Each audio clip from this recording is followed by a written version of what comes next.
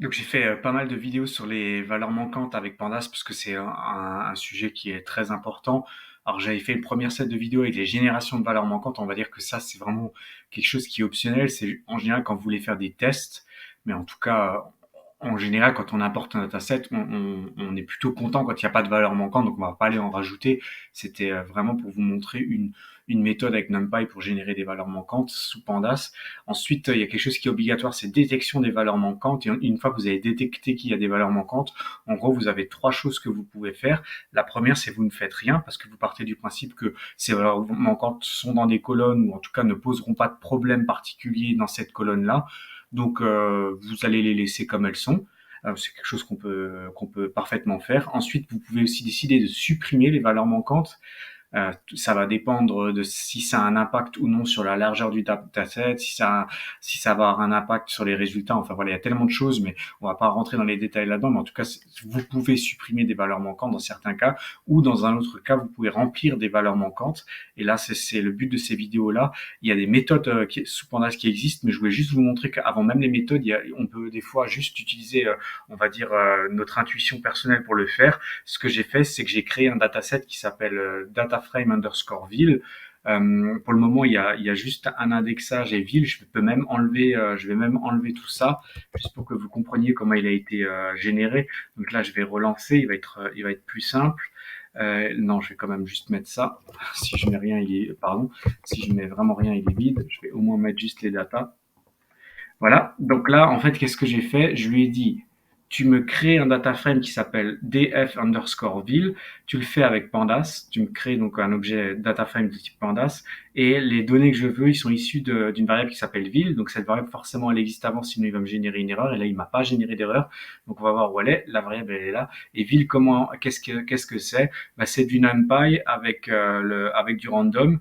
Je lui ai demandé de faire un choix entre quatre valeurs, Paris, Marseille, Lyon ou triple X, et de me générer 1000, on va dire un array de 1000 valeurs. Et les 1000 valeurs, il peut y avoir que quatre valeurs différentes, soit Paris, soit Marseille, soit Lyon, soit triple X, c'est ce qu'on retrouve ici. Voilà comment ça a été fait pour lancer au plus simple un data frame. Je peux aussi, après, je lui ai rajouté un index, juste pour montrer qu'on peut le faire. Il y a un paramètre qui s'appelle index dans le data frame. Et qu'est-ce que je lui ai dit? Je lui ai dit, va chercher mon index. Il m'a pas généré d'erreur, donc ça veut dire qu'il l'a trouvé. Mon index, il était ici. Et c'est juste pour vous montrer que mon index, ce que je lui ai dit, je lui ai juste dit, bah, tu me fais un range entre 1000 et 2000. De base, Pandas, lui, il fait de 0 à 999. Mais je peux lui imposer mon index. C'est ce que j'ai fait ici. Donc, voilà, je lui ai imposé mon index et il l'a pris en compte. Et la dernière chose que je lui ai imposé, c'est le nom de la colonne de base. Si je lui dis rien, il va mettre 0. Et si je lui mets quelque chose, il va me mettre. Donc là, j'ai mis le nom. Même si vous avez qu'une seule colonne, il faut le mettre entre crochets. Entre crochets, ça marche. Mais si vous le mettez pas entre crochets, il va vous générer une erreur. Donc voilà, comme ça vous le savez même avec une monocolonne, mais c'est quelque chose qui va être relativement rare. Vous allez rarement avoir un dataset juste avec une seule colonne. Donc là, j'ai mon data frame.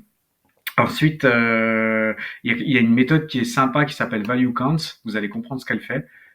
Il va me compter le nombre de fois que les. Alors ça, c'est bien quand vous n'avez pas beaucoup de valeurs différentes. Là, je savais que j'en avais quatre différentes. J'avais Paris, Marseille, Lyon et triple X. Si vous avez énormément de valeurs différentes, ça n'a pas trop d'intérêt de le faire. Mais là, ça avait de l'intérêt. En gros, il me dit qu'il y a 272 lignes avec Paris, 254 avec Lyon, 249 avec triple X, 225 avec Marseille. Donc c'est à peu près équitable. Forcément que si je relance, je vais avoir des résultats légèrement différents puisque ma variable ville, elle est sous un random. Donc il va avoir des valeurs qui vont être légèrement différentes. C'est le cas ici. Voilà. Donc en fait, ensuite, ce que je fais, c'est que je crée une nouvelle colonne qui s'appelle région, donc ouverture de crochet guillemets région. Et pendant ce temps, quand je ne sais pas ce que je vais lui remplir dedans, je vais la laisser vide, mais je vais pas la laisser vide. Je vais au moins lui mettre l'objet, le type d'objet que ça va être. Et je sais que ça va être des chaînes de caractères dans du texte. Sous Python, ça s'appelle str, donc je vais lui dire que c'est du str. Voilà un peu l'idée. Et maintenant, on va voir à quoi. Donc, en exécutant cette cellule, on va voir à quoi mon data frame ressemble. Donc, maintenant, il y a cette deuxième colonne et elle est vide. Pourquoi? Parce que quand je lui dis un str, en gros, ce qu'il fait, c'est qu'il me génère ça. Il m'ouvre des guillemets, il ne met rien dedans. Il met rien, du vide. Et donc, on pourrait avoir tendance à se dire que toute la colonne région a des valeurs manquantes. Et ben, je vais vous montrer dans la deuxième vidéo que c'est pas le cas et on va continuer sur ce data.